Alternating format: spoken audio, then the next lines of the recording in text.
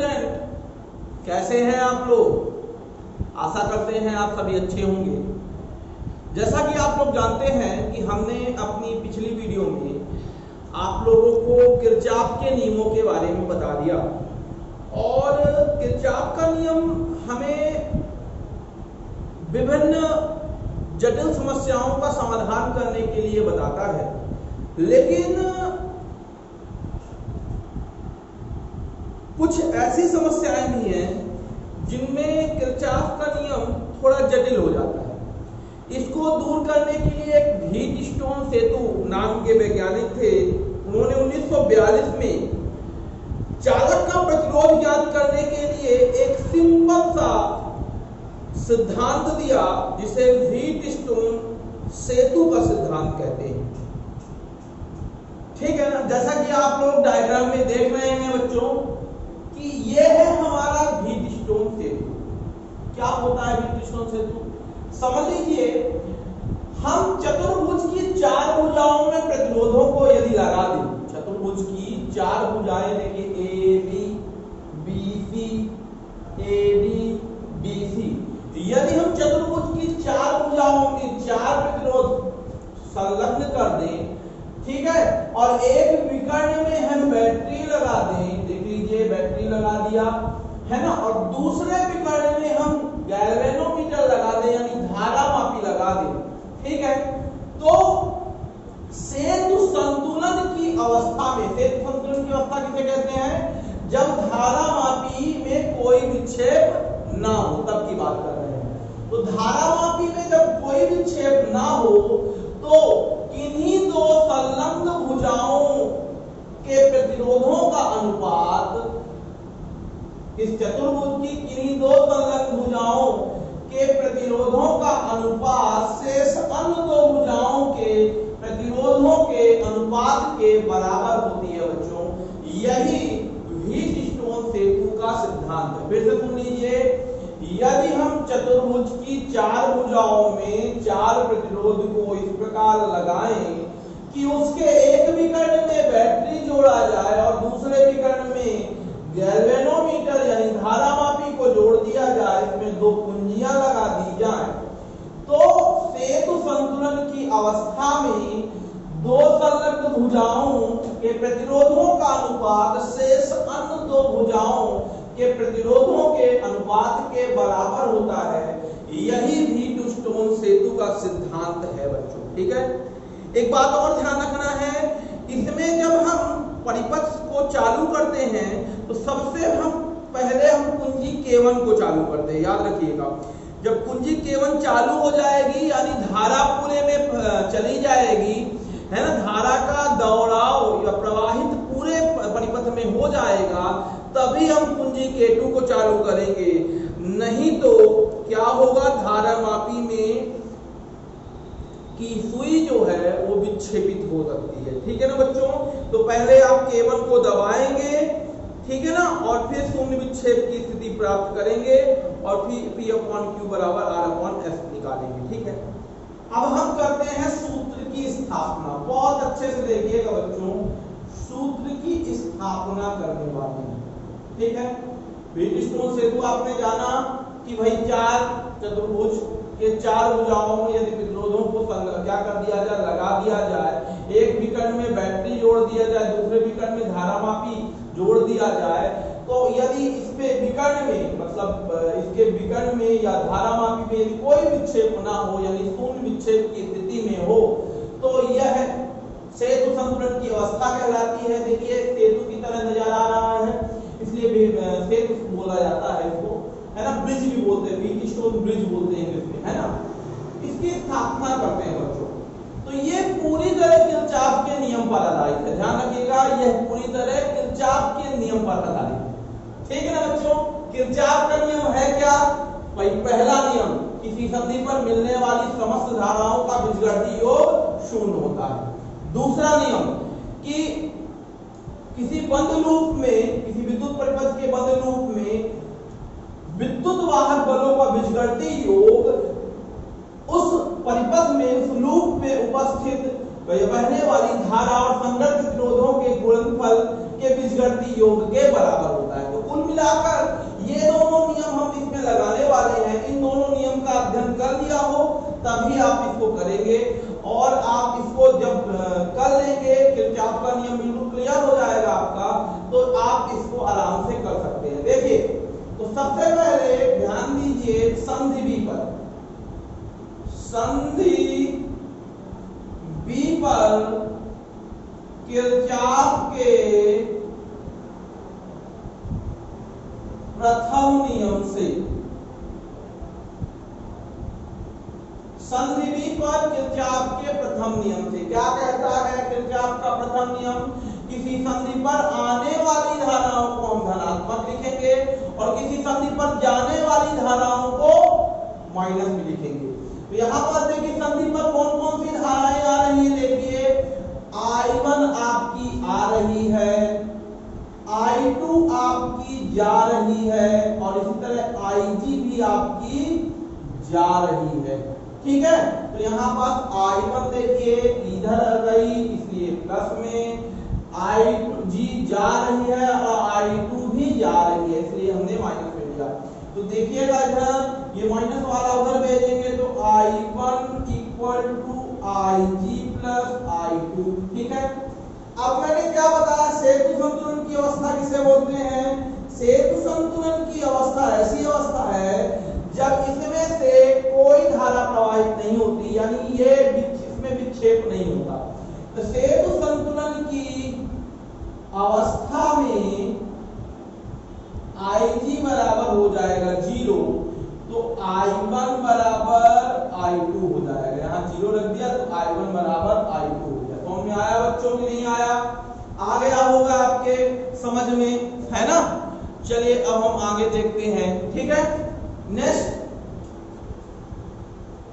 संधि डी पर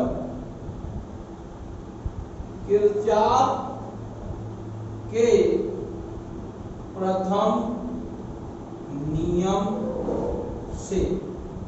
तो संधि डी कहां है बच्चों? संधि डी ये है। इस संधि पर तीन धाराएं, एक I3 आ रही है, एक IG आ रही है, एक I4 जा रही है। तो दो आ रही हैं और दो एक जा रही है। तो यहाँ देखिए आने वाली धारा I3 तो प्लस में, आने वाली धारा IG तो प्लस में, और जाने वाली धारा I4 तो ये माइनस में, है ना? इसको यहाँ ऊपर लिख दे रहे हैं, यहीं पर लिख देते हैं। ये हो गया देखिए I3 plus IG equal to I4। ठीक है, फिर से वही चीज, सेतु संतुलन की अवस्था में क्या हो जाएगा? IG बराबर 0। तो यहाँ भी IG 0 हो गया, ये हो गया आप बच्चों I3 बराबर I4, समीकरण नंबर 2। इतना बच्चों समझ में आया कि नहीं आया? देख लीजिए इसको अच्छे से। ठीक है ना, कैसे करना है आपको? सबसे पहले मैंने क्या बताया आपको, करना ये है कि संधि बी पर हमको किरचॉफ का प्रथम नियम लगा देना है। ठीक है, दूसरा हमने बताया कि संधि डी पर किरचॉफ का प्रथम नियम लगा देना है। ठीक है, तो प्रथम नियम क्या कहता है कि संधि की ओर आने वाली, देखिए यहाँ पास I1 आ रही है, I2 जा रही है, IG जा रही है। ठीक है ना, तो यहाँ पास I1 गई तो यहाँ I1 प्लस में, और यहाँ IG गई तो इसलिए IG माइनस में, और I2 भी गई है इसलिए I2 माइनस में आई। अब ये माइनस वाले को उधर भेज दिया तो भाई प्लस में आ गया। और फिर सेतु संतुलन की अवस्था में याद रखिए कि IG होगी 0। IG हो गई हमारी 0, तो सीधी सी बात है कि यहाँ आ गया हमारा I1 बराबर I2 आ गया। अब संधि डी पर आते हैं। संधि डी है लिखा हुआ है ये। संधि डी पर ध्यान दीजिए, ये देखिए I3 आ रही है, IG आ रही है, लेकिन I4 जा रही है। तो I3 प्लस में, IG प्लस में, I4 माइनस में। ये माइनस वाला उधर गया, I4 आ गया, IG की जगह 0 लिख दिया तो I3 बराबर I4 आ गया। ये अभी तक का आपको समझ में आ गया होगा। चलिए, मैंने बताया ना आपको कि भाई इसमें किरचॉफ का प्रथम नियम भी लगेगा और किरचॉफ का द्वितीय नियम भी लगेगा। तो किरचॉफ के द्वितीय नियम की बात करते हैं। किरचॉफ के द्वितीय नियम किसमें लगता है? क्या कहते हैं आपका द्वितीय नियम किसी बंद लूप में लगता है। तो ऐसा लिखना पड़ेगा, तो बंद loop A B D A में किरचॉफ के कौन से नियम से? द्वितीय नियम से। देखिए बच्चों, किरचॉफ के द्वितीय नियम में पहले पॉइंट पे ये लिखा हुआ है कि बंद लूप में बहने वाले विद्युत वाहक बलों का बीजगणितीय योग, विद्युत वाहक बलों का बीजगणितीय योग यानी यदि बैटरी जुड़ी है तभी ई का अस्तित्व होगा। तो ये बताइए यहाँ कहीं बैटरी जुड़ी है क्या? यहाँ बाहर जुड़ी है लेकिन इस लूप में कहीं नहीं है, तो ईएमएफ का कोई अस्तित्व नहीं होगा इस सर्किट में। लेकिन इसके आगे क्या कहता है? धारा और संगत प्रतिरोध। धारा यहाँ देखिए I1 P से बह रही है, IG G से बह रही है, I3 R से बह रही है। दिशा का ध्यान आपको देना है, एक ही क्रम में लेना है। ये देखिए एक प्लस में, ये प्लस में और ये माइनस में। फिर से सुनिए, ये प्लस में गया और ये माइनस में गया और ये देखिए इसमें उल्टा चला गया। तो जो एक लाइन से लेंगे उसको प्लस में लेंगे, जो विपरीत क्रम में आएगा उसे हम माइनस में लेंगे। तो क्या हो जाएगा? देखो I1 P हो गया, देखो ये I1 P इधर जा रहा है AB की ओर।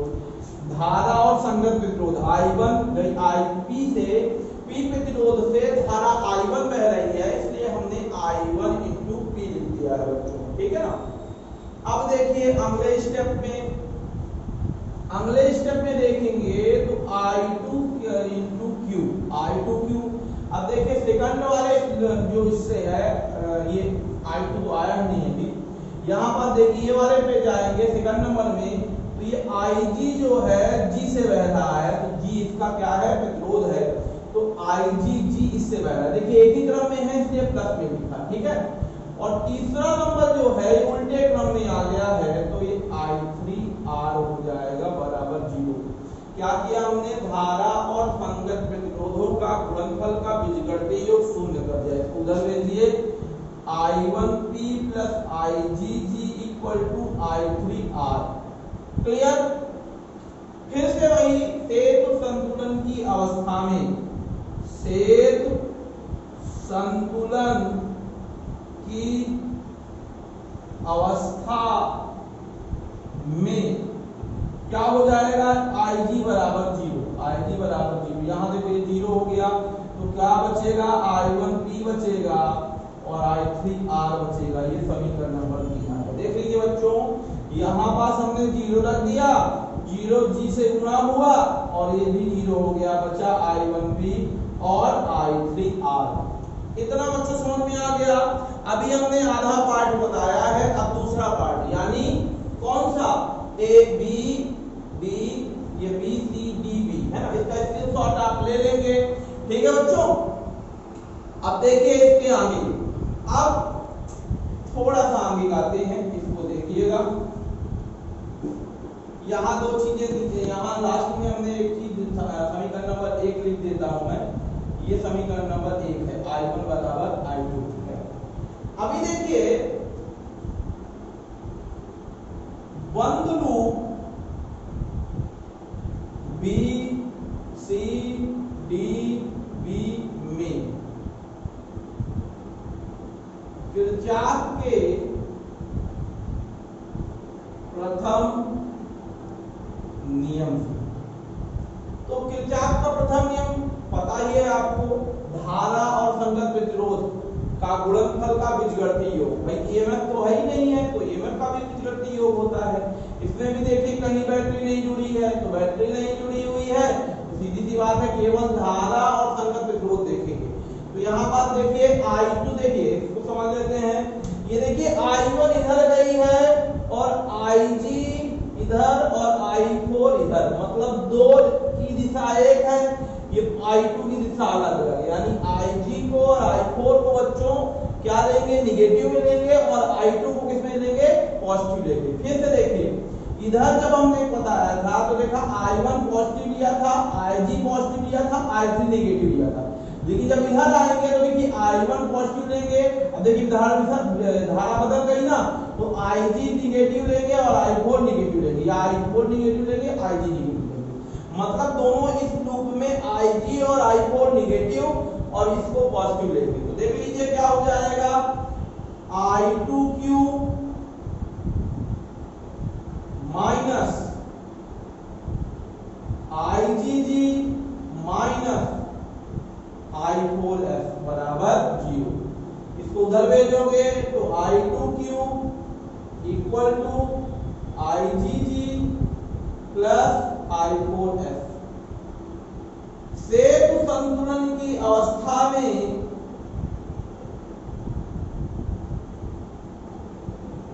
क्या होता है बच्चों, Ig बराबर 0 होगा।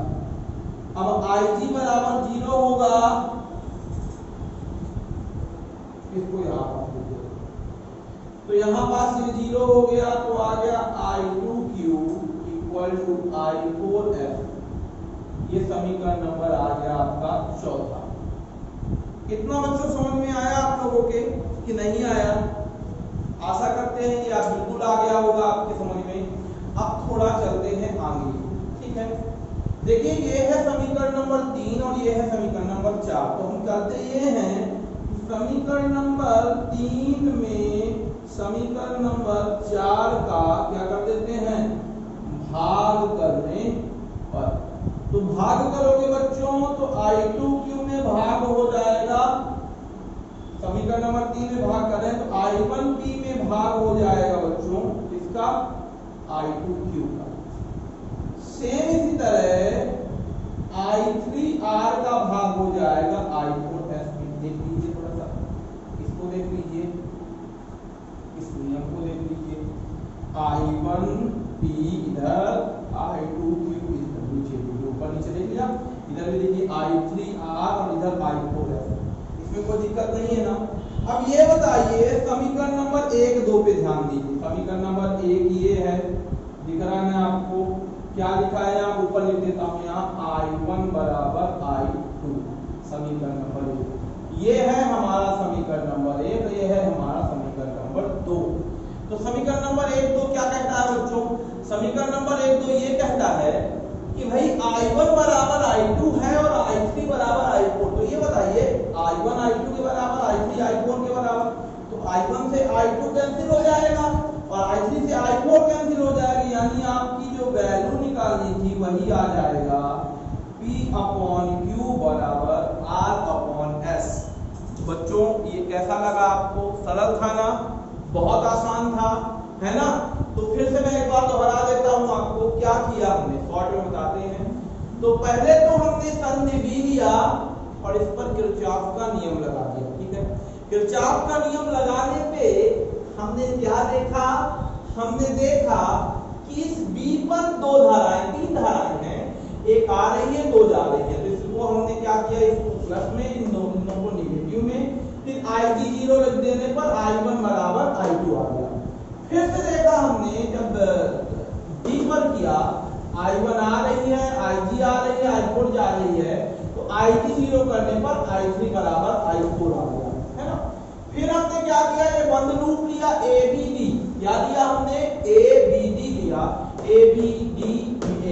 तो यहाँ पास हमने I1P देख रहे हैं और इसके बाद IgG देख रहे हैं, माइनस का I3R ले लिया, IgG बराबर 0 रख दिया हमने, तो ये दोनों I1P बराबर I3R आ गया। इसी तरह हमने जब सेकंड लूप लिया BCDB में, तो I2Q पॉजिटिव में, IgG निगेटिव में और I4S भी निगेटिव में, Ig को 0 रख दिया तो I2Q बराबर I4S आ गया। अब समीकरण नंबर 3 में समीकरण नंबर 4 का भाग कर दिया हमने, तो यहाँ I1 upon I2, I3 upon I4 आ गया। समीकरण नंबर 1 एवं 2 से हमने इसमें I1 से I2 काट दिया, I3 से I4 काट दिया, P/Q बराबर R/S आ गया बच्चों। और ये जो आया यही व्हीटस्टोन सेतु का सिद्धांत है। ठीक है ना बच्चों, इतना आपको समझ में आया कि नहीं आया? आ गया होगा, ठीक है। इसमें सबसे शुरू में मैंने एक चीज बताई थी कि सबसे पहले कुंजी K1 को चालू करना चाहिए, कुंजी K2 को यानी धारामापी की कुंजी को बाद में दबाना चाहिए, क्योंकि अगर आप पहले कुंजी K2 को दबा देंगे, है ना, K1 को बाद में दबाएंगे, तो होगा ये कि आपका जो धारामापी है वो उसमें बहुत ज्यादा विक्षेप होने लगेगा एकाएक धारा आने से, और वह क्या हो जाएगा, उसकी सुई टूट भी सकती है ना। और एक बात और, शून्य विक्षेप की स्थिति क्या है? शून्य विक्षेप की स्थिति का मतलब है कि हमारा ये जो धारामापी है उसमें कोई विक्षेप ना हो, तब की स्थिति शून्य विक्षेप स्थिति कहलाती है, ठीक है ना बच्चों। अब इसी से व्हीटस्टोन सेतु के सिद्धांत पर मीटर सेतु और प्रतिरोध बाक्स बहुत सारे इंस्ट्रूमेंट आधारित है, और ये किस पर आधारित रहेंगे? व्हीटस्टोन सेतु के सिद्धांत पर, ठीक है, जिससे हम किसी अज्ञात तार का प्रतिरोध ज्ञात कर सकते हैं, ठीक है ना बच्चों। तो अब ये आपके समझ में आ ही गया होगा। अब इसके आगे हम लोग थोड़ा सा इससे संबंधित या किरचॉफ के नियम से संबंधित सवाल देखेंगे। देखिए, अब इससे संबंधित एक सवाल कर लेते हैं, ठीक है ना, इससे व्हीटस्टोन सेतु संबंधित। देखिए क्या है, एक व्हीटस्टोन सेतु बना लेते हैं हम लोग।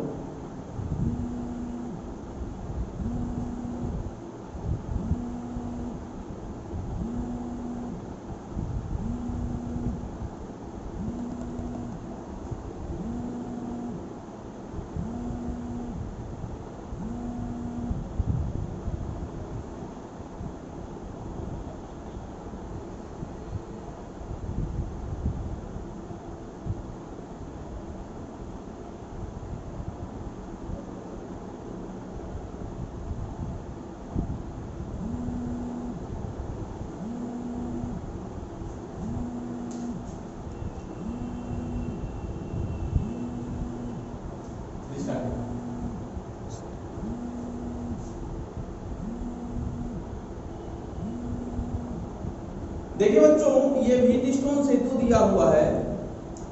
अब हम स्टार्ट करते हैं। देखिए ये हमारा P की जगह क्या दिया हुआ है, ध्यान रखिए 6 ओम दिया हुआ है, ठीक है, और R की Q की जगह 4 दिया हुआ, ठीक है, और R की जगह 12 दिया हुआ है, और S की जगह 8 दिया हुआ है, ठीक है बच्चों, और G की जगह भी दिया हुआ है 6 ओम। तो बोला है आपको कि व्हीटस्टोन सेतु ये जो हमारा दिया हुआ है इसमें धारा की गणना कीजिए। अगर यहाँ वोल्ट 3 वोल्ट, ध्यान दीजिएगा, धारा की गणना कब करेंगे भाई? जब प्रतिरोध पता होगा। तो कुल प्रतिरोध पहले निकालना पड़ेगा आपको, कुल प्रतिरोध निकालना पड़ेगा, तब बनेगा काम, है ना। तो ध्यान रखना है कैसे करना है। तो एक बात ध्यान दीजिए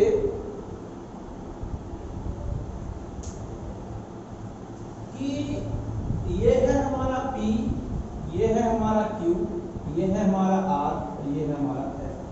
तो पहले तो हम लोग चेक करेंगे P बटे Q क्या R अपॉन S के बराबर है। 6/4 करेंगे तो कितना आ जाएगा, 2/3, और R अपॉन S करेंगे तो कितना आ जाएगा हमारा 12/8, 4 यानी 12, 4 दूनी 8, है ना। तो यहाँ पास देखिए R बराबर 12 दिया था, S बराबर 8 दिया था, यहाँ 6 यहाँ उल्टा आ गया। देखिए यहाँ भी 3/2 आएगा, ठीक है, यहाँ गड़बड़ हो गया था, ध्यान दीजिएगा, 3/2, यहाँ भी 3/2। इसका मतलब क्या है, P बटे Q R अपॉन S के बराबर है, यानी सेतु संतुलन की अवस्था में है, यानी G में से आपको ये G से कोई धारा प्रवाहित नहीं होगी। ये केवल ये बताता है, देखिए बच्चों, कि अगर ऐसी स्थिति आ जाती है तो आपको G में से कोई धारा प्रवाहित नहीं करनी है, आपको G से कोई मतलब ही नहीं रखना है, ठीक है ना। इस सर्किट में G से मतलब नहीं रखना है, चूंकि व्हीटस्टोन सेतु में जी से धारा प्रवाहित नहीं होती है, अतः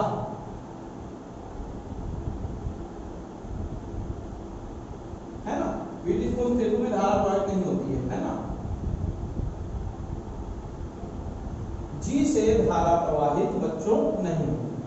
अब ये बताइए जी से जब धारा प्रवाहित नहीं होती है तो किसको लोगे भैया, ये दोनों लोग ऊपर वाले और नीचे वाले ये दोनों सीरीज में हैं, तो सीरीज को सॉल्व करो भाई। तो यहाँ क्या हो जाएगा, मान लेते हैं ये R है, तो R बराबर R1 प्लस R2 हो जाएगा, यानी P प्लस Q हो जाएगा, P प्लस Q, तो यानी कितना आ जाएगा 6 प्लस 4 यानी आ जाएगा 10 ओम आ जाएगा। इसी प्रकार ये R2 बराबर कितना आ जाएगा, ये R प्लस S आ जाएगा, यानी कितना आ जाएगा 12 प्लस 8 आ जाएगा, 12 8 कितना आ जाएगा भाई, 8 तो 10 20 ओम आ जाएगा।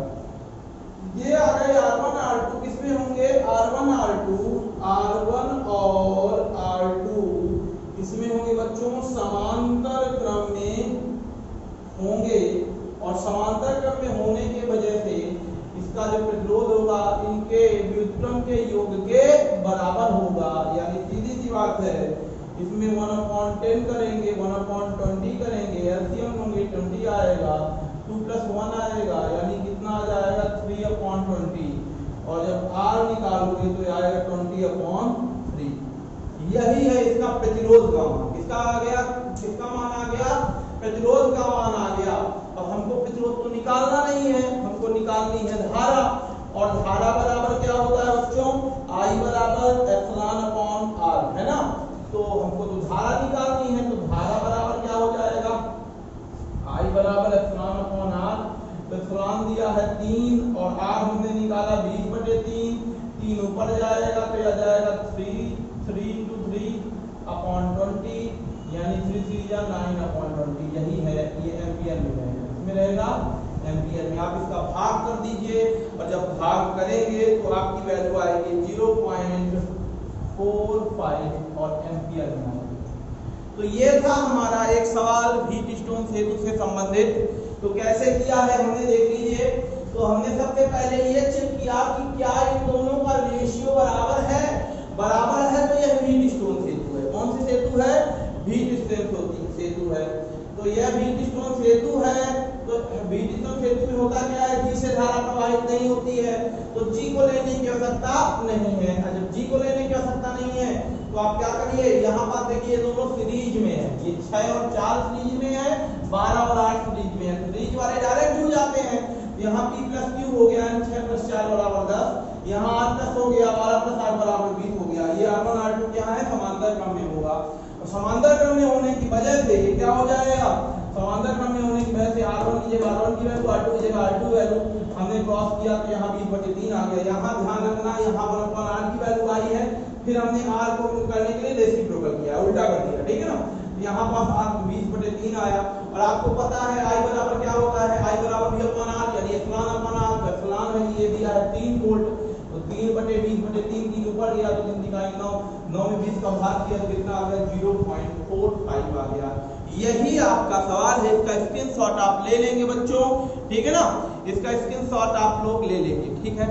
तो बच्चों आप इसको करिए, इसी तरह के जितने भी सवाल हैं किरचॉफ से नियम से संबंधित, व्हीट स्टोन सेतु से संबंधित, इन सबको आप घर में करिए, घर में रहकर इनको करिएगा और इनको अच्छे से देखिएगा। किरचॉफ का नियम आपके एग्जाम के लिहाज से बहुत इंपॉर्टेंट है, और ये पेपर में बहुत आता है।